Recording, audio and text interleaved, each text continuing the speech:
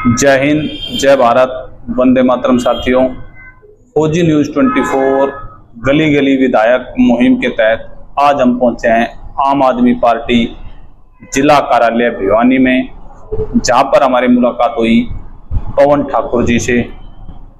जो कि एक चर्चित चेहरा भिवानी की आम आदमी पार्टी में है और कहीं ना कहीं भिवानी विधानसभा से भी टिकट के दावेदार हैं। तो आज बात करेंगे पवन ठाकुर जी से, आम आदमी पार्टी से, कि यदि भिवानी की जनता इन्हें मौका देती है तो ऐसा क्या बदलाव ये लाएंगे कि जिस पर भरोसा कर कर भिवानी की जनता इनसे वोट दे, इन पर विश्वास जिताए, और क्या क्या युवाओं के लिए, महिलाओं के लिए इनकी योजनाएं रहेंगी आने वाले समय। पवन जी नमस्कार। नमस्कार। आपका सबसे पहले तो फौजी न्यूज़ 24 और शीशन न्यूज़ दोनों न्यूज़ चैनलों पर स्वागत है। पवन जी, हम आपसे ये जानना चाहेंगे कि पिछले 15 साल से भिवानी के अंदर अगर बात करें तो विधायक भारतीय जनता पार्टी का रहा है, और अब की बार अगर जनता मन बनाए या विचार बनाए कि हम विधायक बदली करें, और आप भी कहीं ना कहीं विधायक की दौड़ में हैं,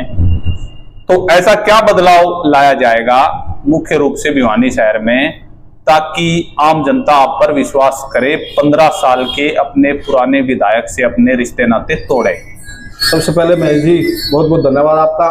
और फौजी न्यूज़ चैनल को देखने वाले सभी दर्शकों का धन्यवाद करता हूं, स्वागत करता हूं। महेश जी, जैसे कि आपने कहा कि 15 साल से यहाँ भाजपा का विधायक है, जबकि 15 साल जिस तरीके से उन्होंने काम करा या जिस तरीके से उन्होंने जनता का काम करना चाहिए था वो नहीं कर पाए, और 15 साल के कार्यकाल के दौरान भिवानी वासियों को जिन जिन समस्याओं से अवगत होना पड़ा, चाहे वो बिजली के लेकर के हो, सीवर को लेकर के हो, रोजगार को लेकर के हो, हॉस्पिटल में असुविधाओं को लेकर के हो, और नहीं तो जो हाईवे जो निकले 4 लाइन के नाम पे जिन लोगों की जमीनें एक्वायर हुई, जिनके साथ हरासमेंट हुई, उनकी लड़ाई जो लड़ाई लड़नी चाहिए थी विधायक ने, वो नहीं लड़ पाया और असफल रहा।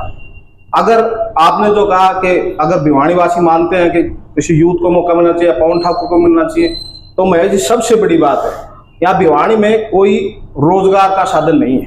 जितने भी लोग यहाँ शैक्षणिक संस्थानों से पढ़ के जाते हैं उनको गुड़गांव, दिल्ली, नोएडा, गाजियाबाद वहां जाना पड़ता है, जबकि 15 नहीं बल्कि उससे 20 साल पहले भी जब चौधरी बंसीलाल जी मुख्यमंत्री रहे उस टाइम रेल कारखाना बना, वो कपूरथला चला गया, जबकि भिवानी वासियों को काफी साल पहले से ही ये जो उनका जो अधिकार था वो नहीं मिल पाया। सबसे पहले तो यहाँ रोजगार का साधन सबसे ज्यादा जरूरी है। रोजगार का साधन कम से कम 10 से 20 हजार रोजगार युवाओं को यूनिट यहाँ पे किसी न किसी रूप से यहाँ पर लेके आई जाए, ताकि रोजगार के साधन बढ़े, युवाओं को रोजगार रही। अब पिछले दिनों आपने देखा होगा पानी की व्यवस्था को लेकर के, शहर के भिवानी हिस्से का पानी 9000 क्यूसिक आता है, जबकि 3700 क्यूसिक मिल पाया। कमजोर विधायक होने के कारण हमारी पानी की लड़ाई नहीं लड़ पा रहे हैं, जिसके कारण पूरा भिवानी जो है गर्मी के दिनों में त्राही कर रहा था, प्यास के लिए जूझ रहा था, पानी की बहुत कमी थी। सीवर व्यवस्था यहाँ की ठप है, जल भराव का टाइम आ गया, थोड़ी सी बारिश होते 15 mm बारिश पूरा शहर डूब गया, क्योंकि शहर की सीवर व्यवस्था बिल्कुल ठप है। कम से कम शहर के 8 पॉइंट ऐसे हैं जहां पर टेम्परेरी जनरेटर लगा के जो है ना पानी को तो निकासी की जा रही है, लेकिन वो ज्यादातर दिन खराब ही रहते हैं। तो ये जो समस्याएं हैं इन सब के लिए सरकार जिम्मेवार है, सिटिंग MLA जिम्मेवार है, जो कि जनता का काम ना करने में जो है वो असफल है। तो बिल्कुल, यदि जनता आम आदमी पार्टी से एक चीज और मैं जानना चाहूंगा कि क्या जैसे लोकसभा चुनाव आम आदमी पार्टी ने कांग्रेस के साथ मिलकर लड़ा था, तो क्या विधानसभा में भी ऐसी कोई पार्टी की रणनीति है? देखो ऐसा है जी, ये सारी चीजें जो पार्टी का शीर्ष नेतृत्व वो तय करता है। पार्टी तय करेगी, पार्टी वर्तमान परिस्थितियों को देखेगी, माहौल देखेगी, उनको लगेगा कि हरियाणा की जनता गठबंधन के साथ जाना चाहती है या अलग अलग जाना चाहती है, तो वो जो नेतृत्व शीर्ष नेतृत्व लेगा। हम पार्टी के सामान्य कार्यकर्ता है, जो पार्टी निर्णय लेगी हम उसी भूमिका में काम करेंगे और आगे बढ़ाएंगे पार्टी। बिल्कुल, आप भी एक युवा हैं, युवाओं के लिए ऐसा क्या करेगा पवन ठाकुर अगर उसको मौका दिया जाए कि युवा रोजगार मिल सके या युवा कहीं पर सक्षम हो सके? देखो ऐसा है भाई जी, युवाओं के लिए सबसे बड़ी बात तो हमारी अब तो जैसे अब यूनिवर्सिटी सिविल यू बन गई, उससे पहले क्या था, जैसे भिवानी में जो एक इंडस्ट्री अब जो तो फेमस था पहले, चाहे मोता फैक्ट्री होती थी, सिगार फैक्ट्री होती थी, वो बहुत सी यूनिट थी। प्लास्टिक का जो नाम आता है तो भिवानी का नाम सबसे पहले सर्वप्रथम लिया जाता है। तो सबसे बड़ी बात है कि सरकार यहाँ पे इतनी जगह पड़ी है, हमारी खुद की समाज की पड़ी है और भी जमीनें हमने पहले भी दी है, समाज ने इकट्ठा होकर के विचार विमर्श करके। अगर आईएमटी अगर यहाँ सरकार स्थापित करती है, आने वाले समय में हमारा राज आता है, तो कहीं ना कहीं जैसे कि हमारी विचारधारा है कि गरीब आदमी को साथ लेकर चलना, तो सबसे पहली बात है यहाँ आईएमटी स्थापित करके और कोई ना कोई आईटी कंपनी यहाँ ला करके युवाओं के जो रोजगार को बढ़ाया जाए। दूसरी, जो कॉलेजों में जो महिलाएं जो लड़कियां जाती हैं, गांव से जो लड़कियां आती हैं, उनके लिए ऐसी सुविधाएं, बसें नहीं है उनके लिए, या प्रॉपरली कोई साधन उनको नहीं जा पा रहा है, तो गाँव से मूलभूत जो जुड़ी हुई हमारी बहनें हैं, उनके लिए आने जाने में विशेष दिक्कतें होती हैं। तो हम मिल करके सरकार के द्वारा बातचीत करके उन चीज़ों को दुरुस्त कराएंगे, उन चीज़ों को आगे बढ़ाएंगे, ताकि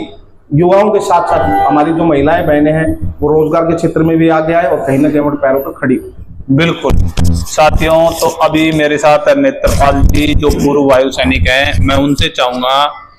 कि वो भी अगर कुछ सवाल पवन ठाकुर जी से करना चाहें तो। नेत्रपाल जी, आपका चैनल पर बहुत बहुत स्वागत है। हमारे बीच में आज हमारे युवा साथी पवन ठाकुर जी जुड़े हुए हैं, तो मैं भाई साहब से पूछना चाहूंगा भी सरकारी तंत्र के बारे में उनके क्या विचार है। क्या सरकार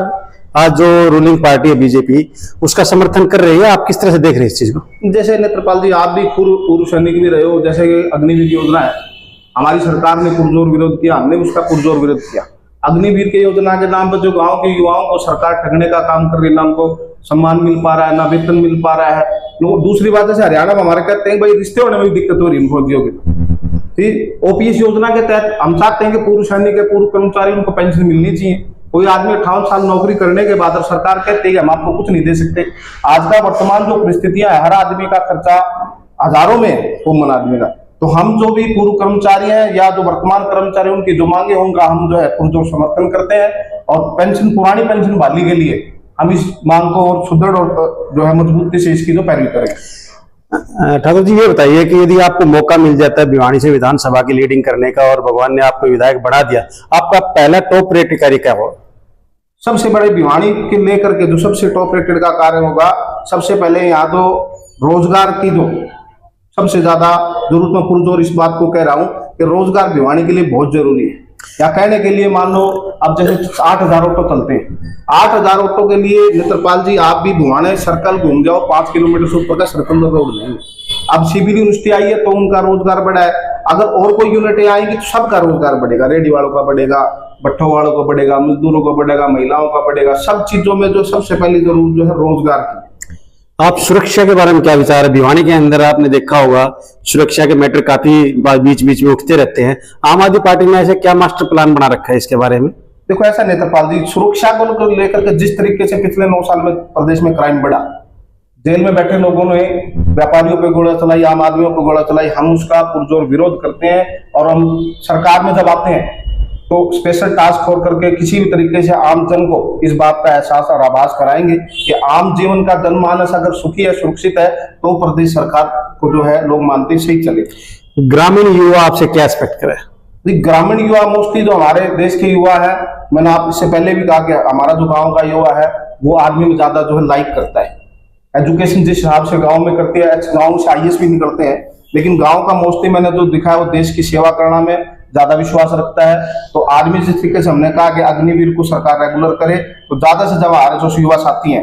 वो आर्मी में जाए, देश की सेवा करे, नेवी में जाए, तो उनकी जो सहायता होगी, चाहे भी कोचिंग सेंटरों के द्वारा, जैसे हमारे दिल्ली में हमने सरकार ने करा कि जिस तरीके का जो भी युवा था उनको कोचिंग देने का काम किया, चाहे वो वायुसेना में जाना चाहता, आर्मी में जाना चाहता था, नीट क्लियर करना चाहता था, वो आईएएस की करना चाहता था, तो हमारी सरकार आएगी तो हम इस तरीके के जो कोचिंग सेंटर चला करके उनकी जो सहायता कराने का काम करेंगे। किसान जो हमारे हरियाणा के, आपको पता है कि इस रूलिंग पार्टी के अगेंस्ट में काफी बार धरना दे चुके हैं, तो आप किसानों के बारे में क्या सोचते हैं? नई चीज क्या है आम आदमी पार्टी के पास में? सबसे बड़ी बात तो ये नेत्रपाल जी, किसान जो भाई हमारे एमएसपी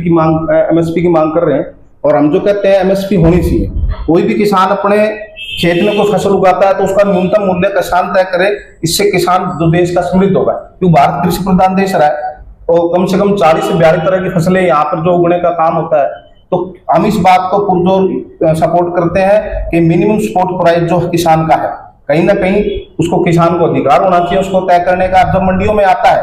तो जो मंडियों में जो आड़ती हैं तो कुछ परसेंटेज के नाम पर फसल को भाई कुछ नमी होने के कारण या और कोई रीजन दिखा करके सस्ते दामों पर खरीदते हैं, उन जो कंडीशन है उनको हटानी चाहिए। एक तय पैमाने पर किसान भाइयों को फसल खरीदनी चाहिए ताकि हर किसान को जो है सरकार के द्वारा सीधा फायदा जाए।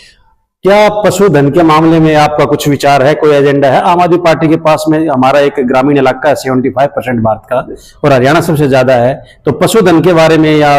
कुछ ऐसा हो आपके पास मास्टर प्लान हो जो सर्व समाज को लेकर के, सर्व महिलाओं को, युवाओं को, किसानों को, जवानों को लेकर के एक ये कह सकते हैं कि आम आदमी पार्टी बहुत अच्छा काम कर रही है, क्या आपके पास विजन? देखो ऐसा है नेत्रपाल जी, पशुधन को जैसा कि क्या हरियाणा कृषि प्रधान देश रहा है,